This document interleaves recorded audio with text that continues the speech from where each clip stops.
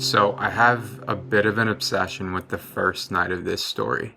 Not the night that Steven decides he's going to sail all across the Atlantic Ocean, not anything like that, but the first night when things go really wrong and the first night that the story really begins.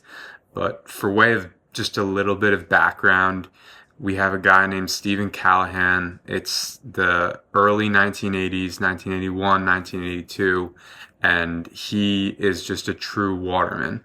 So he builds boats, he's on sailboats all the time, he races sailboats, he's just like through and through a waterman. And so his plan for the 1981-82 year is to do a couple solo sailboat trips and even some races on the coast of Africa. And then after he's done with that, he wants to sail across the Atlantic Ocean to the Caribbean islands during like the winter time when everything gets cold and the Atlantic gets really, really sketchy. So that's his plan. And everything looks great on paper. I mean, he's been doing this for a while. He's very accomplished. He built the boat. If I had to choose somebody to do it, I would choose him. You know, he's not a bad person to be doing this trip. This isn't a story where a tourist happens to be on a boat and falls off and gets lost. This is completely different. Steven decides not to participate in the race that we were talking about on the coast of Africa. There's a tons of reasons, but basically the winds are a little bit too high. Boats have been breaking. His boat had a couple of minor tweaks and issues and he had to fix it up. So he was like, you know what?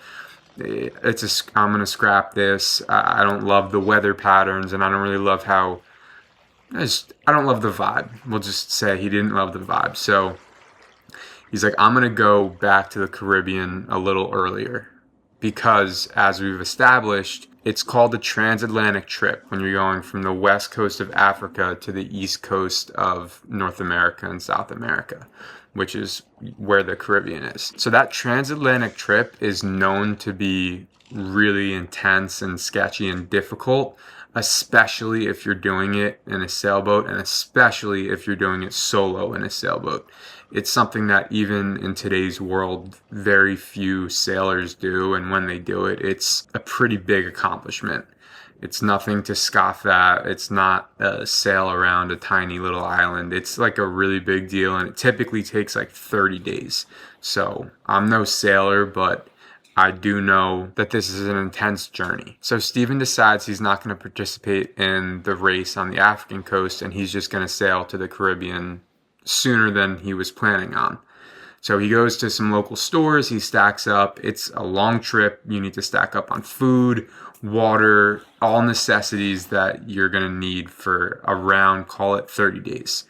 Maybe even more back in those times. 30 days is like a today number with like a catamaran and really good weather forecasting. They didn't have this in 1981. So call it 45 days. So he's stacking up on all of the things that he might need and an extra in case something goes wrong. Obviously, he's not planning on anything going wrong, but it's the ocean. But just think about this. Weather forecasting now is so difficult that a lot of people can't do this transatlantic trip. And that's today. So over or about 50 years ago, the transatlantic trip is kind of a shot in the dark. You don't know if there's a hurricane. You don't know what the swells are going to look like. You could be just faced with 15, 20-foot waves in the middle of the Atlantic Ocean. At that point, it's kind of just up to the ocean to decide whether you're going to live or not. Keeping all this in mind, it's not an easy trip that Steven is going on for this transatlantic journey, and he knows that. He's aware. He's, again, a waterman through and through. So he packs all of his rations. He makes sure he has enough food, water, supplies, and he's excited. It's a cool trip. As scary as it is, it's also a huge accomplishment. It sort of scratches the same itch as climbing Mount Everest or doing something so beyond your wildest dreams that it does excite people and it does attract people. And Steven was one of those people. So he takes his boat out, and the first few nights of his trip are going perfectly fine. It's smooth sailing, no pun intended. I hate puns, but it's just smooth sailing, and everything is looking totally fine. That's where this story kind of begins. So it's the middle of the night, and Steven notices that the winds are not doing what they're supposed to be doing.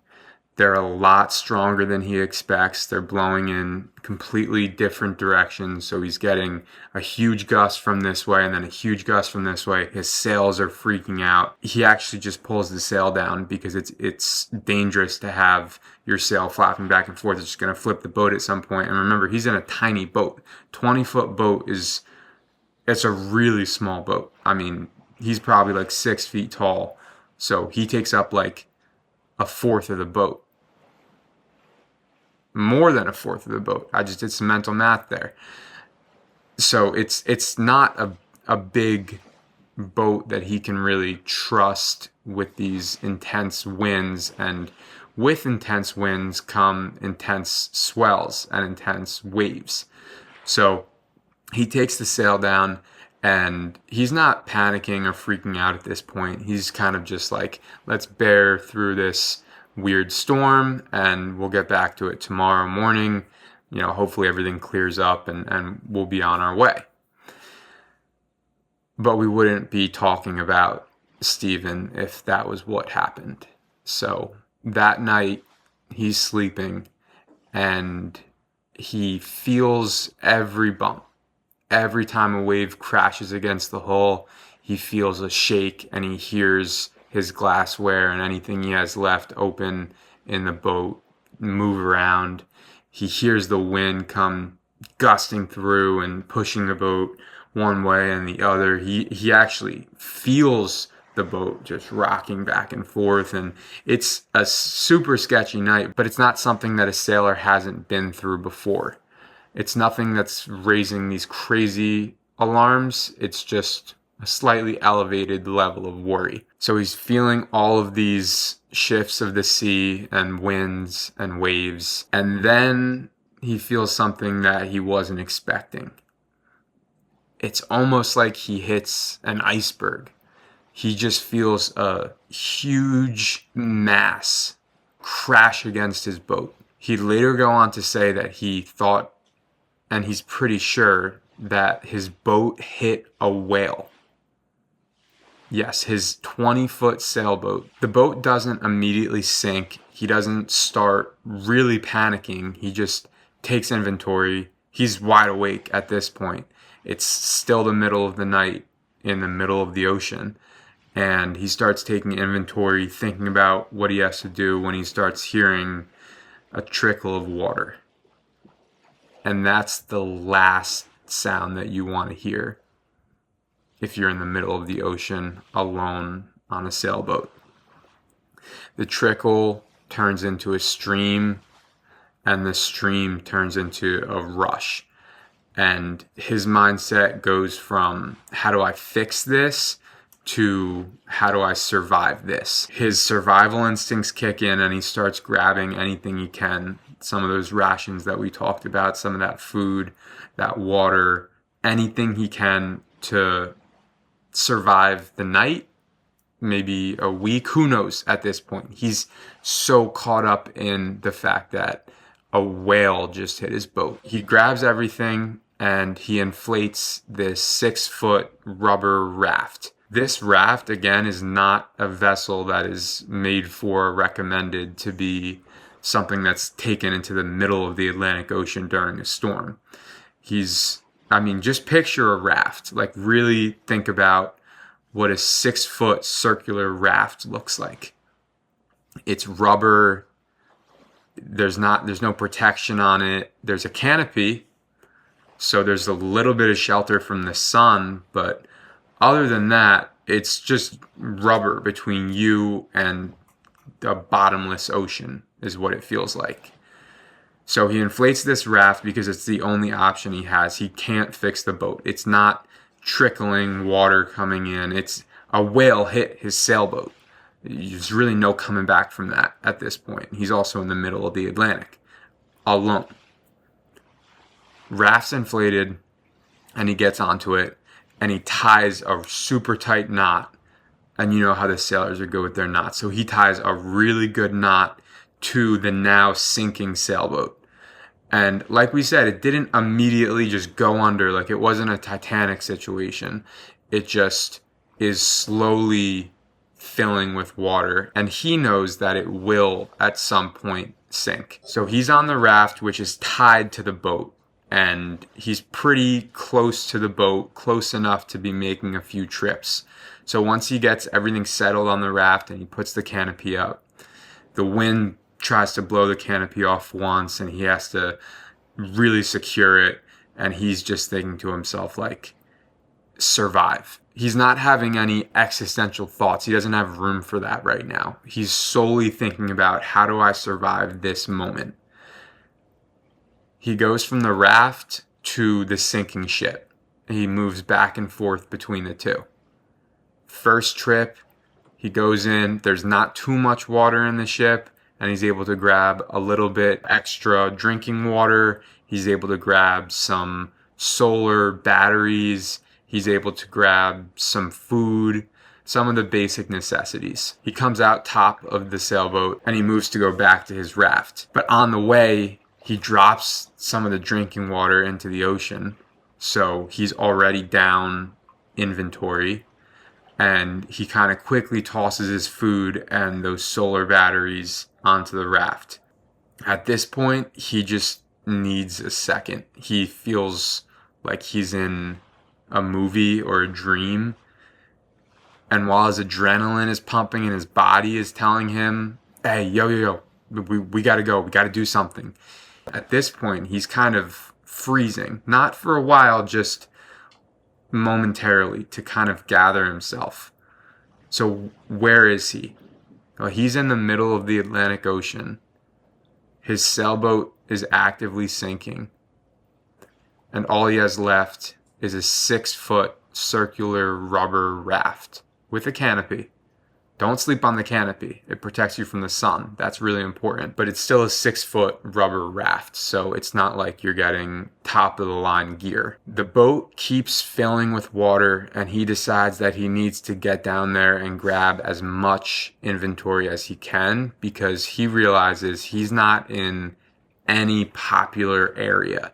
So there's shipping lanes that run through the Atlantic, obviously, and from his estimation, where he's currently at and where the wind has been blowing from has pushed him away from anywhere where a ship might come across him. Also, even if a ship did, he's now in a tiny raft. He doesn't have anything that can really like chase down a ship, or if he sees one a few miles even away, there's nothing he can do.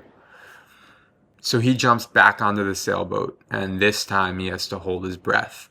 The water is starting to really fill up the boat, and he knows he only has a couple more trips left. He holds his breath, opens his eyes underwater, dives down, and he's swimming around his now sunken sailboat that he built. And he sees the same boat that he's made so many memories with, and it's sort of more than a boat to him.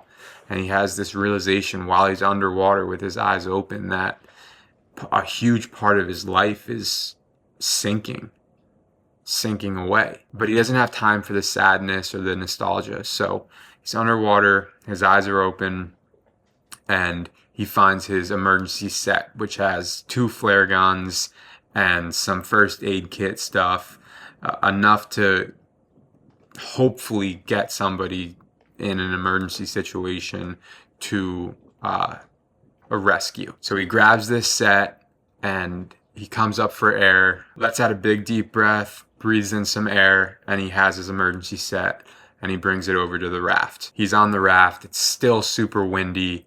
Water is starting to hit up against the raft because it's small, as we've established, and the waves are getting even bigger, and the wind is getting even stronger. He has to re-anchor the canopy multiple times because if the canopy flies off, he's in more trouble than he already is in. So he does his best to organize his supplies. He has his food in one area, he has his drinking water in another, and he has his emergency supplies in another, and then he has his own little area. He manages to get back over to the ship a few more times. Each time he has to hold his breath a little bit longer for every dive. And so he knows he really has to make the most of these trips. He finds himself a pillow, a blanket, some other basic necessities. And after a few more dives, he's like, that's it. It's a 6-foot raft. There's not much else I can bring onto it. So his raft is filled with this soaking wet pillow and blanket, and he does his best to ream it out of seawater over the ocean. But at some point, he's like reaming the pillow out, and a wave just comes right back up, and the pillow's soaked again. It's a lose-lose situation that no one ever wants to be in. But here Steven is, and there's nothing he can do at this moment other than focus on survival. So as the night goes on, he's on his raft, his new ship, and he's still tethered, that tight knot, to the sinking sailboat, but it's a goner. That thing is basically sunk. It's on its way, and he knows there's nothing else that he can do or get from the ship. So the only reason that he's tethered is because the idea of being on a raft with no ability to control your direction in the middle of the Atlantic Ocean during a storm is absolutely terrifying. That might be every human's worst fear if we get down to the bottom of it. I mean, he has no control. He's at the mercy of the ocean. Whatever's going to happen to him is going to happen to him, and he really has no say in it. So that's why he stays tethered to the boat. He doesn't want to just be drifting away, going with the current, going with the winds. He wants some sort of anchor, and he can't think clearly right now. Maybe you and I are thinking, oh, well, if he untied the knot, then maybe he could drift in the right direction and get pushed back to Africa or run into a boat. Like, he's not thinking these things. He's thinking survive. And his home was his sailboat. And so he's doing everything he can to stay tethered to and connected to his home. Even though he's in the middle of the ocean, humans have this strange ability to inhabit wherever they are, no matter how foreign or alien the area might seem. So as the night goes on, the waves keep hitting the boat, and Steven is able to at least consider what's happening and sort out what his plan is. He realizes he has enough water in bottles and food to last him a few days at most. He also takes inventory of everything that he was able to grab from his old boat. And that included, again, the flare guns, first aid kit. He got to grab a small spear gun for spear fishing, which is huge that he got that. And a big plastic container, almost just like a bin that can fit water, or, he put some supplies in it for the time being. And then he also has those 3 solar battery things. And he's not even really sure of what they are. He remembers getting them a while ago and putting them on the boat in case something like this happens. But he's not 100% sure of how they work or what they do. But he's like, you know what? Good thing I have them. I'm going to obviously keep them on the raft. Anything solar powered is going to be huge if I want to survive. He's doing the best he can with what he's got, and he's still tethered to that home away from home. He doesn't get any sleep, obviously. And so as the waves are hitting the raft and the wind is blowing against the canopy, he kind of finds himself in what we would probably call some type of meditative state. He's glad he's alive. He has water and food. He kind of has shelter, arguably, but he knows he's in a problematic situation, and he knows that tomorrow is going to be a lot worse than today. But he can't even let his brain go there, because every time he starts thinking about tomorrow, another wave crashes against the raft. And every time he starts thinking about being rescued, a gust of wind tries to blow the canopy off. So he's very much in a survival mindset still. And every now and then, he feels a little tug on that rope. And that's as the boat is sinking, the rope is kind of stretching just a little bit, but enough to where he can feel it, especially when a wave comes and hits and sinks the boat faster than it has been sinking. As this new reality setting in, Steven's attention is quickly demanded elsewhere. He realizes that while everything has been going on, the raft has begun to take on water. Every time a wave comes up and hits the raft, some water starts filling up in the middle of it. And so he takes that plastic bucket thing that he finds, and he starts bailing. Bailing is you scoop the water, throw the water back into the ocean, you go back and do it again. You scoop the water, you throw it into the ocean. And so the first few times he does it, he kind of feels like he's keeping this new home tidy and safe. And he has everything segmented into their spaces, and he just doesn't want water in the raft. But then as he keeps doing it, he realizes the meaning behind it. He realizes consciously or subconsciously that the ocean's not going to stop.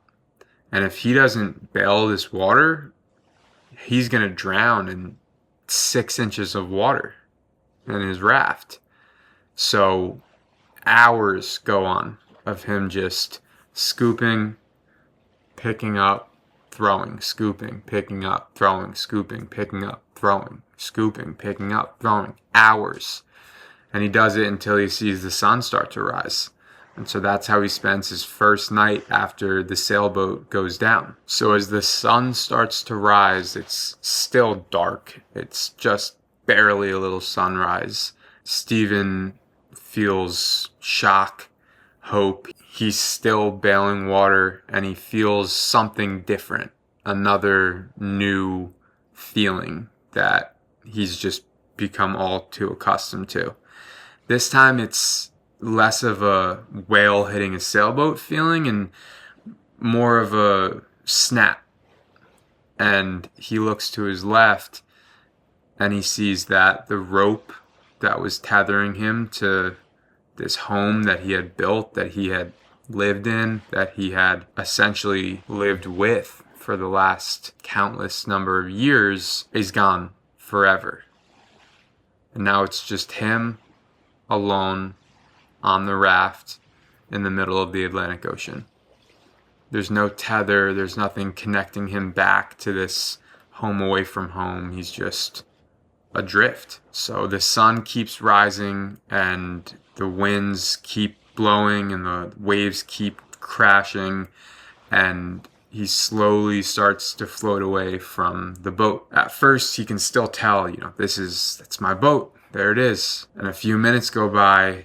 He bails a few times, and it still looks like his boat, but becomes more of an object. And then a few minutes go by, he bails a few more times, and all he can really make out is a shape. Goes back, bails a few times, and it's as if the boat never existed. Everything he had, all the memories, everything, that's just gone, sunk.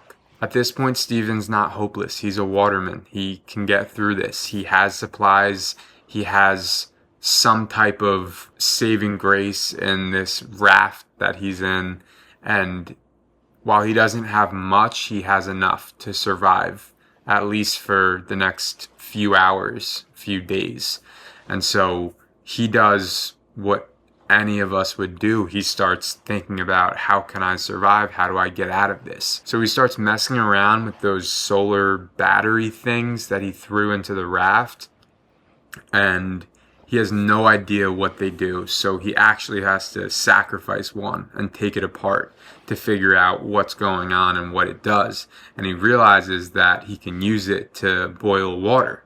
So at least he has not unlimited water, but enough water to survive.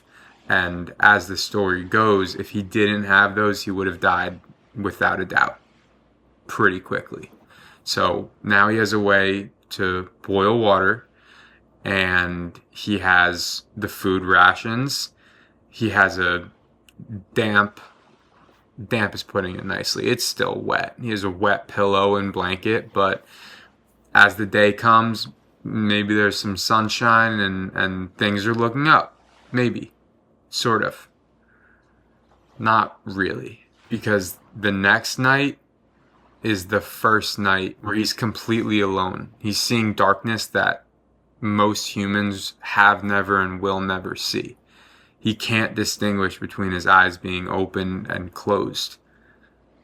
And he hears something odd. It's not the same sound as the wind against the canopy. It sort of sounds like a wave crashing up against the raft, but no water is coming over. And he realizes that he's not totally alone. Something shifts.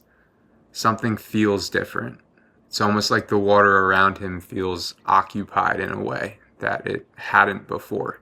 At first he doesn't notice anything. He thinks that it's kind of just maybe a weird wave hitting the raft in the wrong way, or a little bump, just maybe it's debris or a water bottle or anything that could be in an ocean. Maybe it's a fish. Maybe he can get his spear gun out and he has some extra food, but in the back of his mind, he knows that that's not what he's dealing with. And then he sees it. Inches away from his face, a fin comes moving around the water gracefully. But it's not just swimming past him, it's examining him and examining the raft. So the shark starts to circle the raft. And if you don't know anything about sharks, circling is a bad behavior. If you are being circled by a shark, it means the shark's scoping you out and thinking about attacking. So, again, as we've established, Steven is a waterman and he does know this, but there's really nothing that he can do. He gets his spear gun just in case he has to fight a shark, but if it comes to that, he's not in a good place if it comes to that. Let's just put it that way. And just as quickly as it snuck up on him, he feels that familiar feeling of loneliness again. But this time he's relieved. He wanted to be alone. He's already in a terrible situation. He does not need anything else to make the situation worse. And that most definitely was serving to make the situation worse. He's never certain that the sharks are gone, and in reality they probably aren't, but he doesn't see another fin come that close for the rest of the night. And so while he's on guard, he's not fully enthralled by the possibility of just being decimated by a shark in the middle of the Atlantic. He's able to eat a little bit of food, drink a little bit of water, start thinking about some type of plan, and then it hits him. There's no plan he can make. He doesn't have a way to navigate. He doesn't have a way to steer. He doesn't have control. All he has is the hope that tomorrow will bring better results than today did. And so the second night he sleeps maybe a few minutes, but nothing substantial, because again, every few minutes a wave comes up onto the raft and he has to pick up his bucket, grab the water, dump it, do that again and again and again, and it's just become repetitive. And it's almost boring in a way. And the adrenaline of the whole situation is gone. It's 48 hours since he's been in his boat. He's kind of in this routine of bail every few minutes, have a tiny sip of water, eat a little bit, and just wait. For what? He doesn't really know. He's in the middle of the ocean. Every direction he looks, he sees nothing but water. Days quickly start to add up, and it's not in a clean, normal timeline the way we think about days. It's almost in a loop. He's repeating the same thing day after day after day. He wakes up from whatever little sleep that he got. He checks his bucket, which he's now using as a rainwater collector. If he has some extra rainwater, that's great. He gets some extra to drink that day. He puts some salt water on the boiler. He makes himself some more drinking water for the rest of the night. He tries to spearfish. He catches a fish, cooks it up, decides what he can eat, what he can't eat, decides what he can save and what he can't save. In the meantime, he's bailing every few minutes.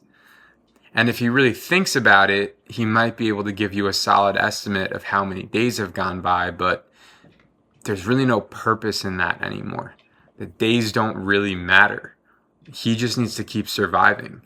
So as his raft just keeps floating in the middle of the Atlantic, he just keeps doing all he can to survive. And so the days don't really have any meaning to him. It's more of a formality. It's not an accomplishment other than the fact that he survived. But at this point, he's on survival mode. He's just at the mercy of the ocean. And then it happens. He's not sure on exactly what day. Estimates put it at around day 12 or 14. He's gotten into his routine at this point, and he sees it. He sees a ship, a big ship, a few miles away, close enough to where they can see him if he sends out the right signals. So he looks down at his flare guns and his survival kit, and he sees that he only has 2. And his first thought is like, all right, I'm going to fire it off. I'm going to fire the second one off. I'm going to get rescued. I got this. I'm going to live. He's jolted with excitement. He's like, he sees the only possible saving grace is right in front of him. And then the doubt starts to creep in. I only have 2 flares. What if they don't see the first one? What if they don't see the second one? What if my saving grace just sails away?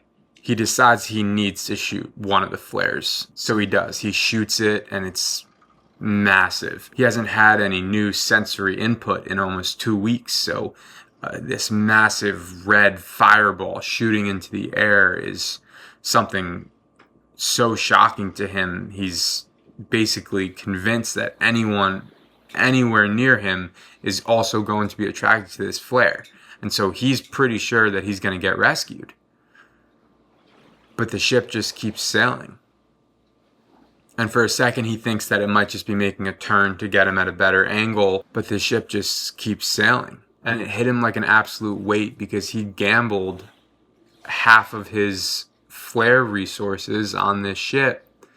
And he did everything right. He fired the flare into the sky. He saw with his own eyes an explosion, a fireball shoot into the air. He did everything he could, and the ship just didn't see him. So he's sitting there coming off of this euphoria of the possibility of being saved, and this is the first time he's met with this deep, deep despair. The first time he has something that he can control somehow goes wrong. He doesn't know whether to blame himself, blame the ship, but no matter who he blames or what he's angry at, there's really nothing he can do because another wave hits and he has to bail again.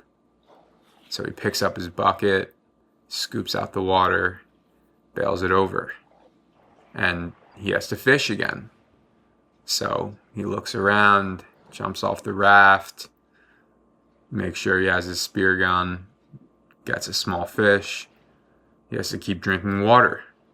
And so just like that, his hopes of all of this being over leave his mind. And all the emotions that came with it go too, because he goes right back into survival mode. And that's what's so interesting and inspiring about this story is even facing the worst despair possible, our default, almost subconscious, will do everything it can to survive. Another few weeks go on the same exact way, and he's just found his routine. And his routine is all about staying alive. Jumps off, does some spearfishing, boils some water, gathers rainwater, looks at the ocean. That's it. That's his life for weeks and then months. No excitement, nothing changes. At one point, he's like, "Where's the shark?" At one point, he's like, "Where's that shark? Give me something, give me anything, any excitement." Unfortunately, his wish comes true because he feels that same presence that he felt on the second night about a month in. This time it's different though. It feels almost planned, and it feels like they're there with a purpose. And this strikes absolute terror into him. Terror of staring an apex predator directly in the eyes and knowing that you have nothing to protect you. But the sharks don't bother him. They circle him. They thrash their fin, but they end up leaving him alone. And the thought crosses his mind that it might be a crueler death to rot away in the middle of the Atlantic than to be taken by a shark. But he can't think like that. He has to get back to work, so he does. He bails the water, he jumps in with his spear gun, catches a fish, he boils some water, and he goes back to his routine. When he thought that he was at his absolute lowest, he's about 50 days in. This is like a month and a half. And he's just surviving at this point. He's lost all human sense. He's just in a mode of repetitive, necessary survival.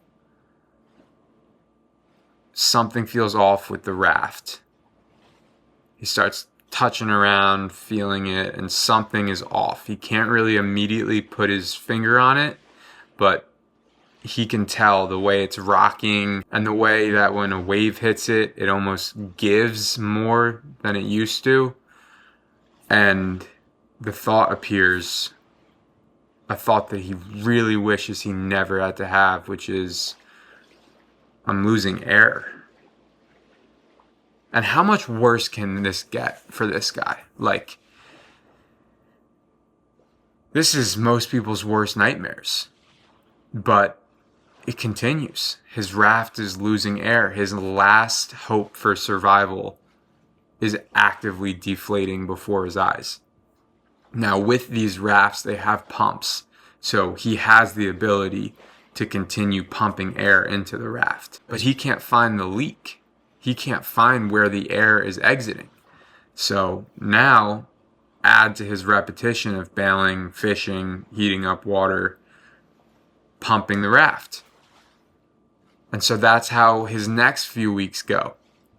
Pump, look for the leak, no leak found, pump again, bail water, fish, pump, bail, fish, bail, bail. Another storm comes in, gather rainwater.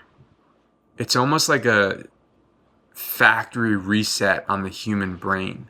Because at this point, what even is there to live for? He doesn't have a connection to the world as we know it.